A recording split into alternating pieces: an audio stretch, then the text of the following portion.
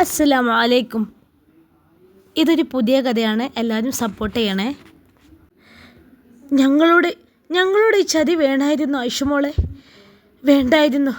അമ്മായിയുടെ നെഞ്ചുപൊട്ടിയുള്ള അലറിക്കരച്ചിൽ ഒന്നും കേട്ട് മിണ്ടാൻ കഴിയാതെ നിലത്തേക്ക് ഇരുന്നു ഐഷു. മിണ്ടാൻ വയ്യ, മുഖത്തും ചുണ്ടിലും പൊട്ടിയ നീറ്റൽ, കൈവിരലുകൾ തണുത്തു മരവിച്ചിരിക്കുന്നു, ശരീരം മുഴുവനും നുറുങ്ങുന്ന വേദന. കുറച്ചു മുന്നേ ഇക്കാക്ക തല്ലിയതിൻ്റെയാണ്. എല്ലാത്തിലും അപ്പുറം എല്ലാവരുടെയും നോട്ടം, നോക്കുന്ന കണ്ണുകളിൽ അത്രയും അറുപ്പും വെറുപ്പും. വിവാഹത്തിന് 2 ദിവസം മുന്നേ കാമുകൻ്റെ കൂടെ ഒരു റൂമിൽ നിന്ന് പിടിച്ച അവിഹിതക്കാരി. അർഹിക്കുന്നു ഞാൻ ആ പ്രതികരണങ്ങൾ. ആർത്ത് കരഞ്ഞിട്ടും വാവിട്ട് നിലവിളിച്ചിട്ടും ആരും വിശ്വസിക്കുന്നില്ല. താൻ ചീത്തയാണത്രേ ഉപ്പൂപ്പ. ഞാൻ ഒന്നും ചെയ്തിട്ടില്ല ഉപ്പൂപ്പ. ഉപ്പൂപ്പാൻ്റെ ഐഷുമോളെ പറയണത് എന്നെ വിശ്വസിക്കും ഉപ്പൂപ്പ. മിണ്ടല്ലടി, കണ്ണുകൊണ്ടും കണ്ടതിൽ വലിയ തെളിവാടി വേണ്ടത് ഒരുമ്പെട്ടോളെ. കുഞ്ഞിമ്മ നസീറ രണ്ടും കൽപ്പിച്ചാണ്. വളർത്തി വലുതാക്കിയപ്പോൾ ഉമ്മയെപ്പോലെ നീയും ചെയ്യുമെന്ന് കരുതിയില്ലടി. അതെങ്ങനെ? ഉമ്മാടെയല്ലേ മോള്. തള്ള വേലി ചാടിയാൽ മോളും മതിൽ ചാടുന്നല്ലേ, അതും കല്യാണത്തിൻ്റെ തലേന്ന് തന്നെ. ഷേ, നസീറ പറഞ്ഞുകൊണ്ടേയിരുന്നു. നസീ, നീ ഒന്ന് നിർത്തിയേ, എൻ്റെ കുട്ടി ഇങ്ങനെ ചെയ്യൂല. എനിക്കറിയാം. ഉമ്മുമ്മയുടെ കുട്ടി പറ, എന്തുണ്ടായി? സുബൈദ അവളുടെ നീരി വെച്ച കവിളിൽ വേദനയോടെ തൊട്ടുകൊണ്ട് ചോദിച്ചു.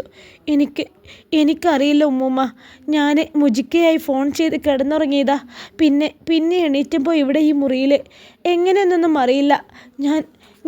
എനിക്കൊന്നും ഓർമ്മയില്ല. മരിച്ചുപോയി എൻ്റെ ഉപ്പയാണേ സത്യം. അവൾ പൊട്ടിക്കരച്ചിലൂടെ സുബൈദയുടെ നെഞ്ചിലേക്ക് മറിഞ്ഞു. അവർക്ക് നെഞ്ചി പിടിച്ചു പോയി. മരിച്ചുപോയ തൻ്റെ 2ാമത്തെ മകൻ്റെ പുഞ്ചിരിക്കുന്ന മുഖം ഉള്ളിൽ തെളിഞ്ഞു. അവൻ്റെ മയ്യത്തിൻ്റെ അടുത്തിരുന്ന് കരയുന്ന ഒരു 4 വയസ്സുകാരി പെൺകുട്ടിയെ ഓർമ്മ വന്നു. അവളെയൊന്ന് നെഞ്ചിൽ നിന്ന് മാറ്റി ഒറ്റ കുതിപ്പിനവർ ഹാജിക്കടുത്തെത്തി.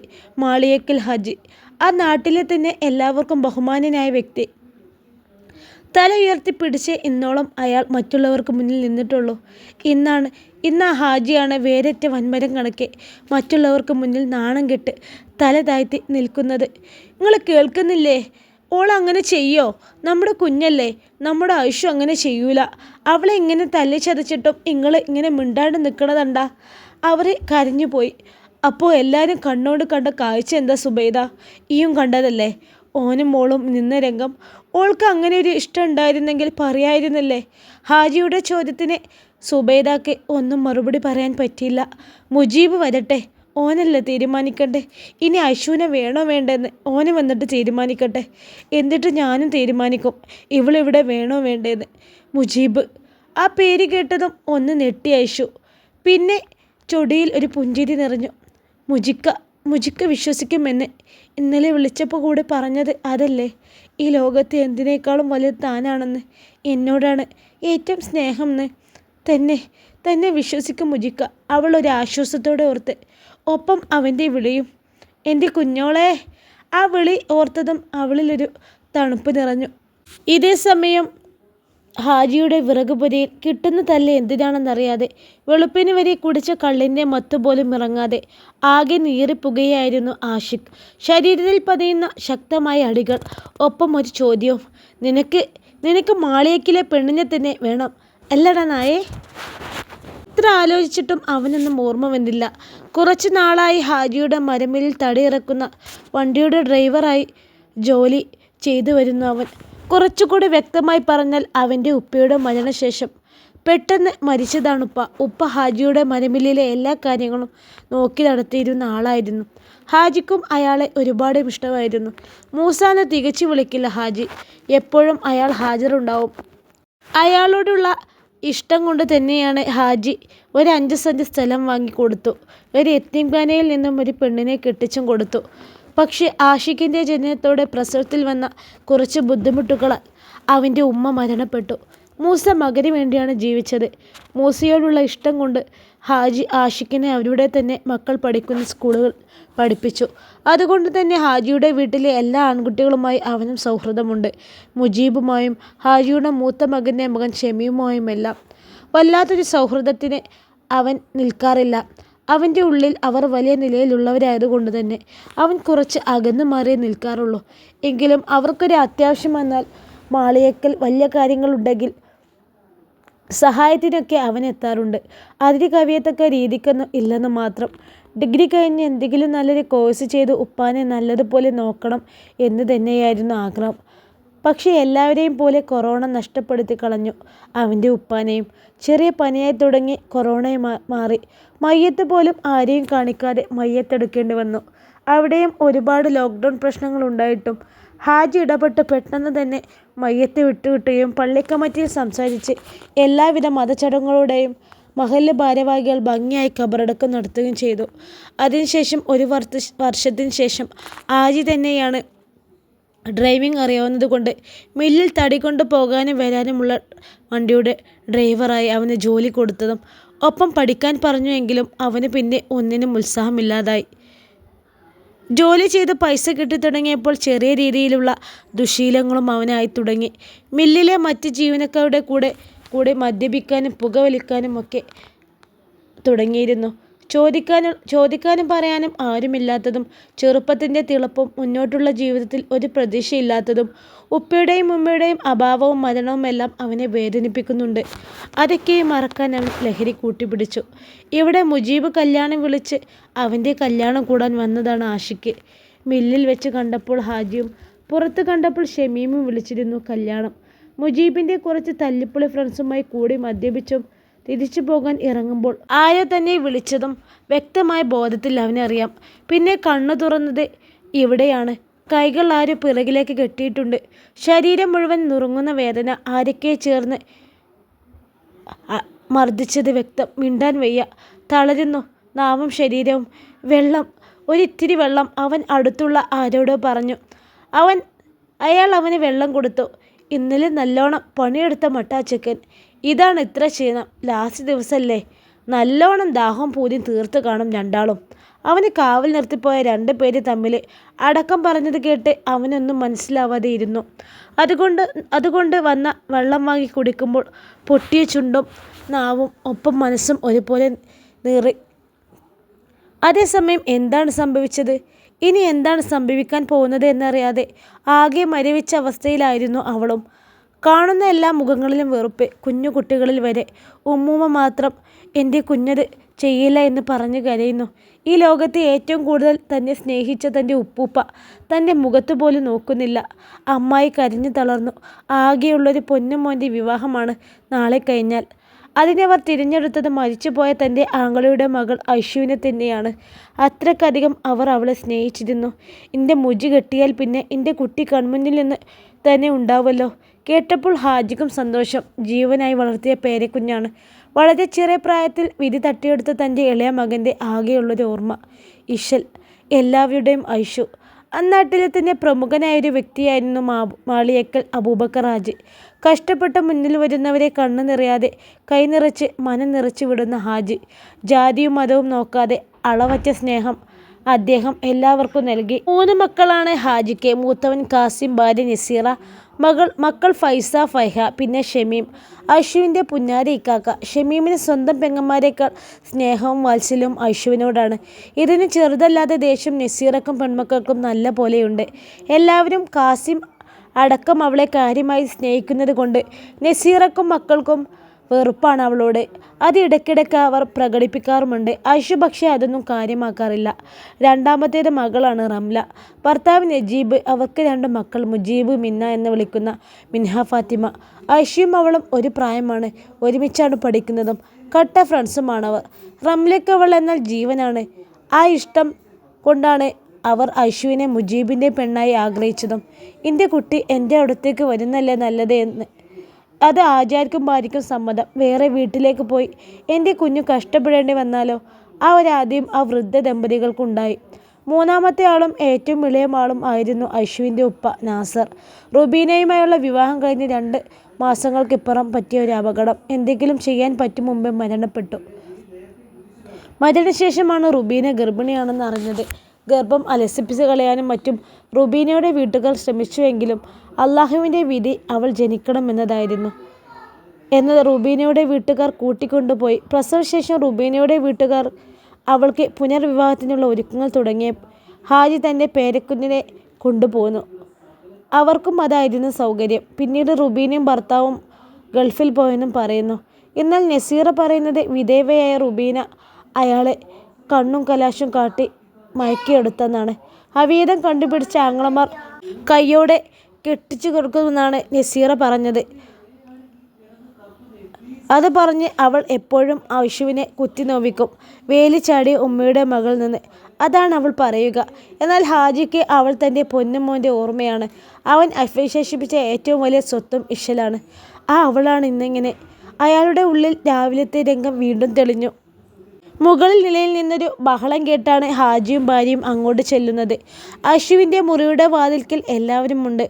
ഐഷു വിളിച്ചിട്ട് വാതിൽ തുറക്കുന്നില്ലത്രേ. പരിഭ്രമത്തിൽ എല്ലാവരും വാതിലിൽ കൊട്ടി വിളിക്കുന്നുണ്ട്. തിരിച്ചൊരു അനക്കവുമില്ല. വല്ല ബുദ്ധിമുട്ട് കൊണ്ട് തളർന്നു കിടക്കുകയാണെന്നാണ് ആരും കരുതിയത്. പിന്നെ ഒന്നും നോക്കാതെ ഷമീമും കൂട്ടത്തിൽ ചേർന്ന് വാതിൽ തല്ലിപ്പൊളിച്ച് അകത്ത് കയറി. അർദ്ധനഗ്നരായി പരസ്പരം പുണർന്നു കിടന്നുറങ്ങുന്ന ഐഷയും ആഷിക്കും. ആ കാഴ്ചയിൽ തന്നെ ഹാജി തളർന്നു. ഡി ഒരു അലർച്ചയോടെ ഷമീം ഐഷുവിനെ തള്ളി താഴെയിട്ടു. ഒപ്പം തന്നെ ഒരൊറ്റ ചവിട്ടിൽ ആഷിക്കിനെയും ചതിക്കുകയായിരുന്നില്ലേ ഡി. പലതവണ അവൻ്റെ കൈ ഉയർന്നു താണു ഐഷുവിൻ്റെ നേരെ.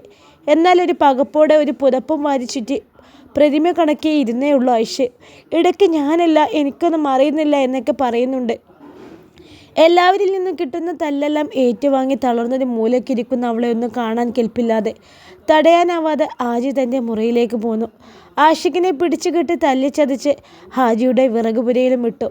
അവനെപ്പോൾ പോലും മനസ്സിൽ ഉണ്ടായിരുന്നില്ല എന്തിനാണ് ഈ അടിയെന്നും എന്താണ് സംഭവിക്കുന്നത് എന്നും. ഉപ്പുപ്പ ഷമീമിൻ്റെ ശബ്ദം കേട്ട് ഹാജി ചിന്തയിൽ ഉണർന്നു. എന്ത് ചെയ്യണമെന്ന്? വിവാഹം അത് മുടങ്ങിയാൽ മുജീബ് വരട്ടെ, അവൻ എന്താ പറയുന്നതെന്ന് നോക്കട്ടെ. പറഞ്ഞു തീർത്തതിനൊപ്പം മുറ്റത്ത് ഒരു കാറിൻ്റെ ശബ്ദം കേട്ടു. മുജി, ഷെമു, ഡാ എന്താ ഉണ്ടായേ?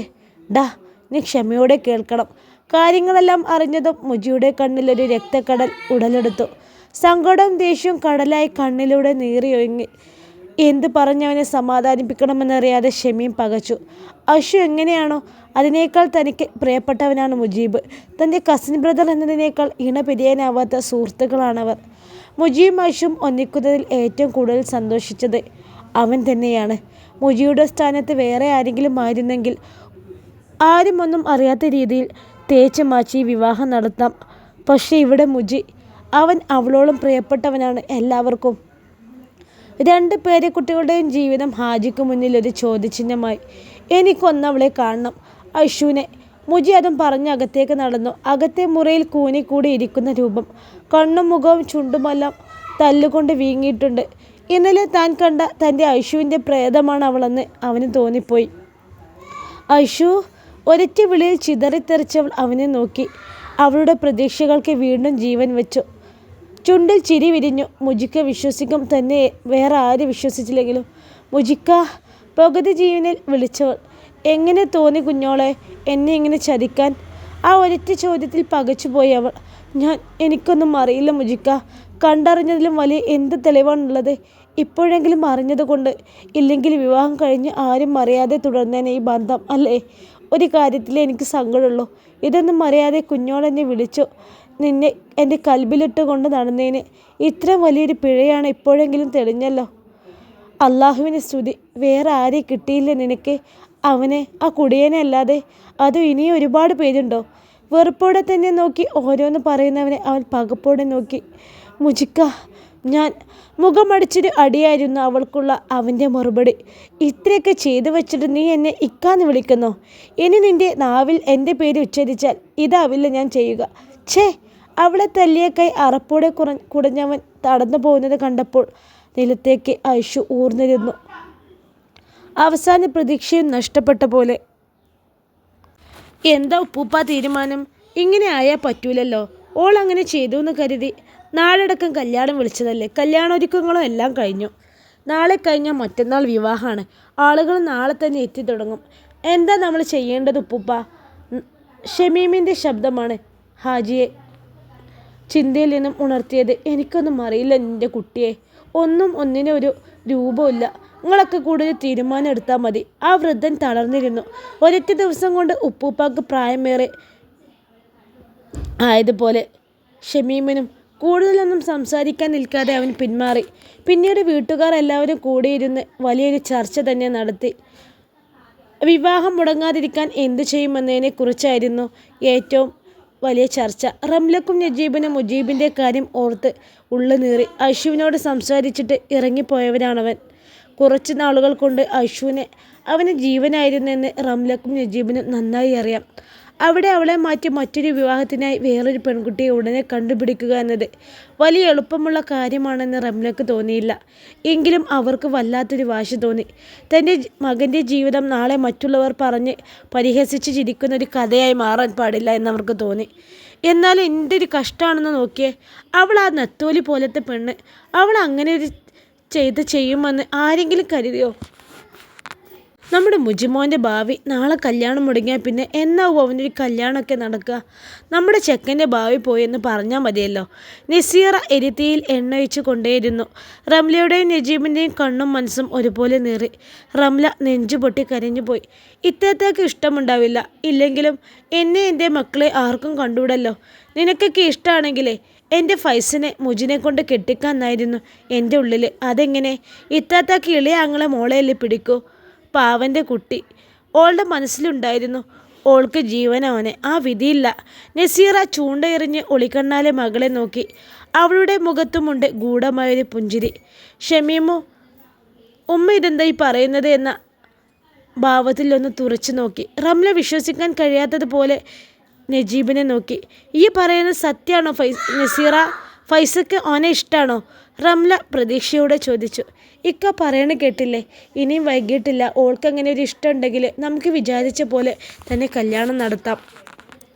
ഐഷുവിനെ പോലെ തന്നെയല്ലേ മുജിക്ക് ഫൈസയും? രണ്ടും മാമൻ്റെ മക്കൾ തന്നെ. നസീറയുടെ മുഖം വിടർന്നു.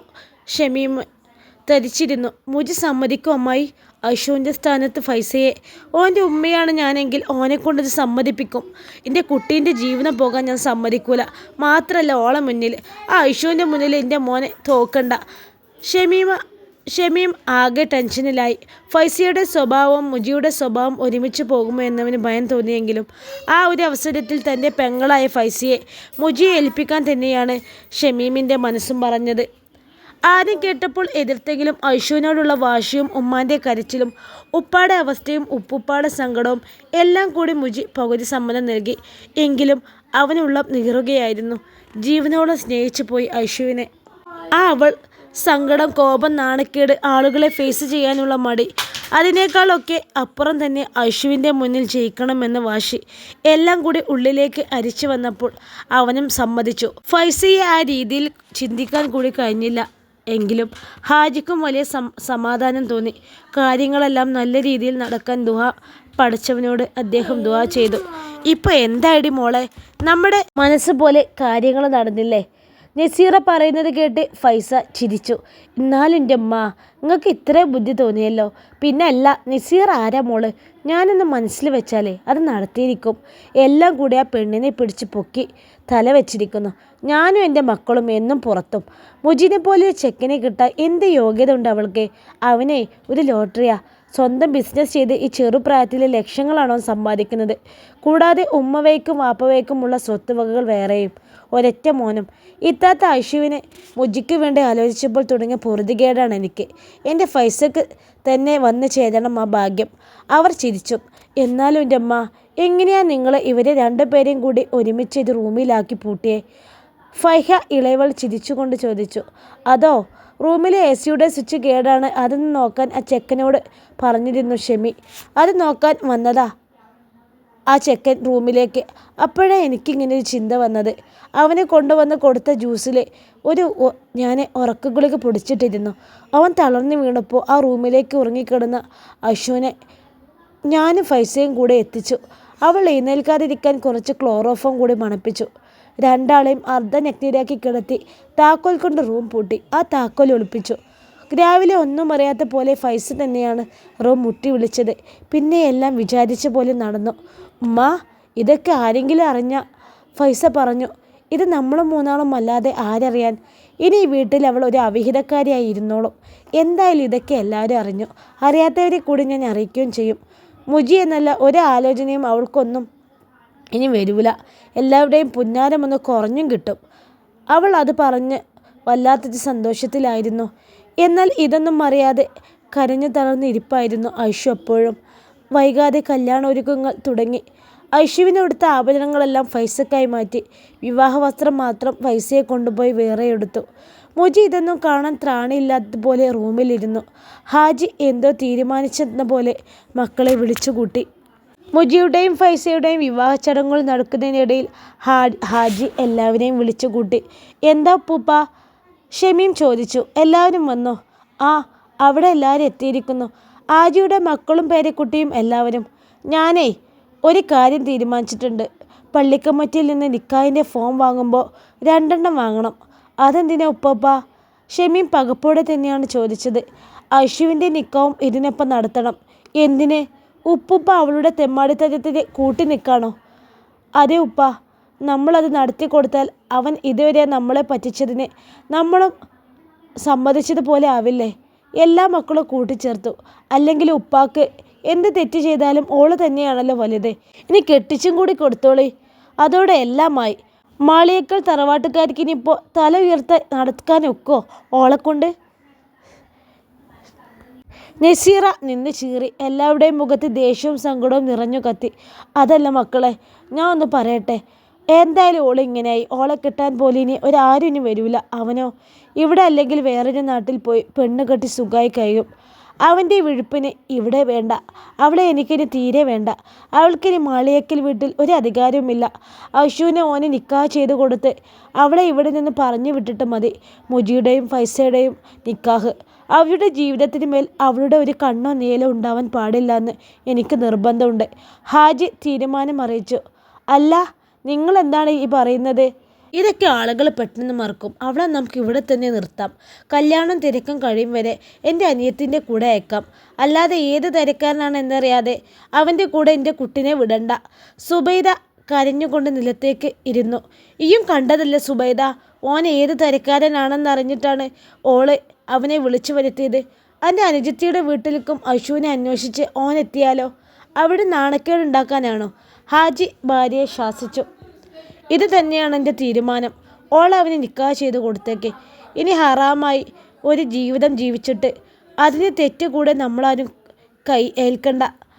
അവൻ്റെ കയ്യിലുള്ള പണം എത്രയാണോ ആ മഹറിന് അവളെ അവന് നിക്കാഹ് ചെയ്ത് കൊടുത്തിട്ട് അവൻ്റെ കൂടെ പറഞ്ഞു വിട്ടോ. അവസാന വാക്ക് പോലെ അത്രയും പറഞ്ഞുകൊണ്ട് ഹാജി തൻ്റെ ചാരുകസേരയിൽ മലർന്നിരുന്നു. കുറച്ചൊക്കെ അഭിപ്രായ വ്യത്യാസം വന്നെങ്കിലും ഹാജി ചെയ്യുന്നത് ശരിയെന്ന് എല്ലാവർക്കും തോന്നി തുടങ്ങി. മുജിയുടെയും ഫൈസയുടെയും ജീവിതത്തിന് അതാണ് നല്ലത്. ഇൻഷാ അല്ലാ. ഈ കഥയുടെ ബാക്കി ഭാഗമായി നാളെ കാണാം. അസ്സലാമു അലൈക്കും. പുതിയ കഥയാണ് കേട്ടോ. എല്ലാവരും സപ്പോർട്ട് ചെയ്യണേ.